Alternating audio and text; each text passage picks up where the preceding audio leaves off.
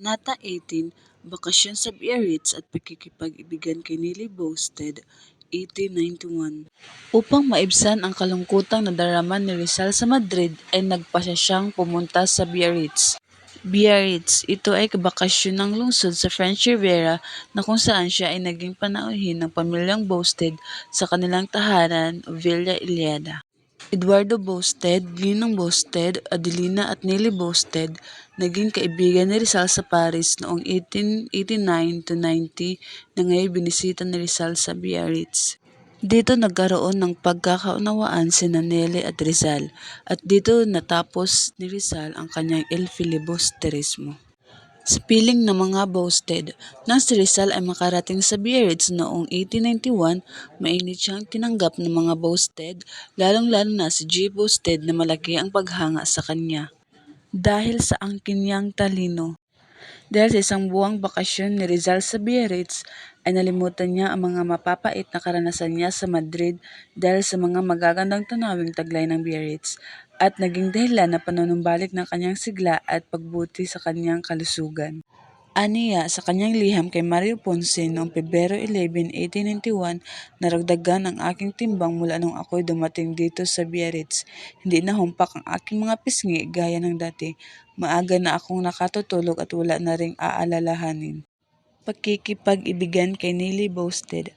Dahil sa pagkabigo ni Rizal Caliano Rivera, ay isinaalang-alang niya ang mga pag-ibig niya kay Neely Boasted, ang mas maganda at mas batang anak na kanyang may bisita. Tulad ng dalagang Filipina, matalino, masiyahin at matwid. Sinulat niya sa matalik niyang kaibigang liban kay Professor Blumentritt ang kanyang pag-ibig para kay Neely at ang intensyon niyang pakasalan ito.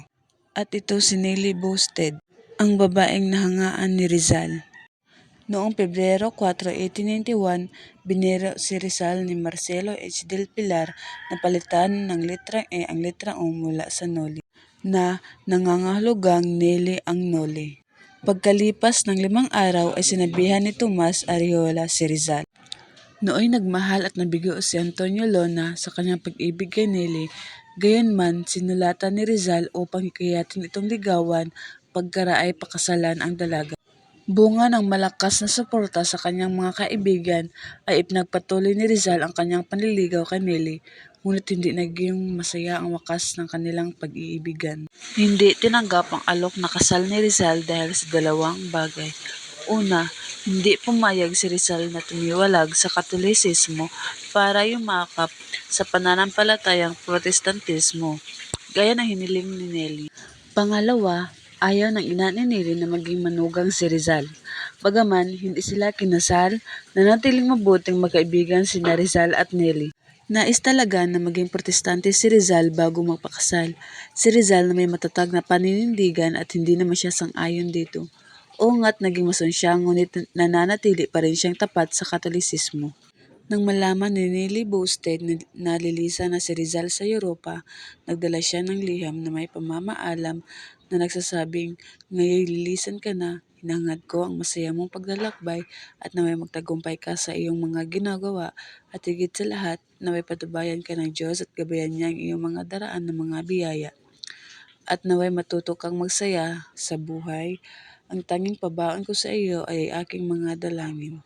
Natapos ang El Filibusterismo sa Biarritz. Bigo man sa pag-ibig ay pinagtuunan niya pa rin ang pagsusulat ng kanyang ikalawang nobela na kanya pang sinimulan noong 1887 sa Calamba.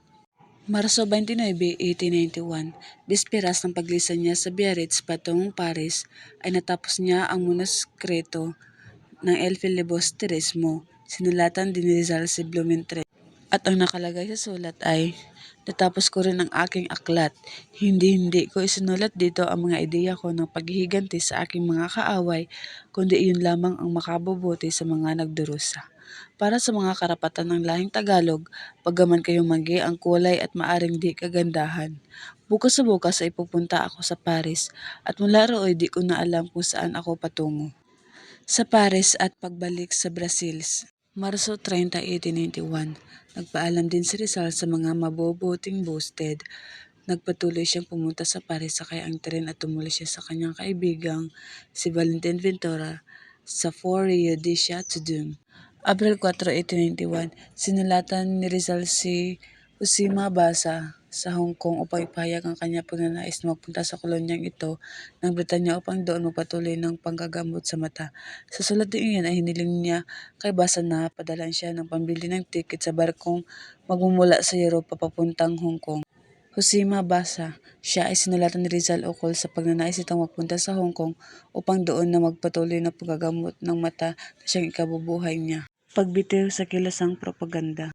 Nagbitiw si Rizal sa pamumuno sa Madrid noong Enero 1891 dahil na rin sa mga pang-intriga ng mga naiinggit na kababayan. Ninaisan niyang ilathala ang pangalawa niyang nobela, maging manggagamot at kalaunan ay maging masigasig sa pangumpanya para sa katubusan sa sariling bayan.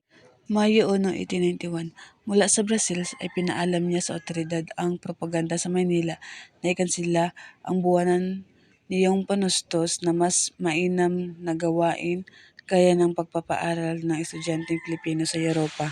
Huminto si Rizal sa pagsulat para sa La Solidaridad. Kasabay ng kanyang pagbitiw sa kilusang propaganda, itinigil na rin ni Rizal ang pagsusulat ng mga artikulo para sa La Solidaridad. Batid ni Marcelo H. del Pilar ang pangailangan para sa pakikipagkolaborasyon ni Rizal sa kilusang propaganda at pagpapahayag ng La Solidaridad dahil sa panamlay at krusada para sa mga reforma.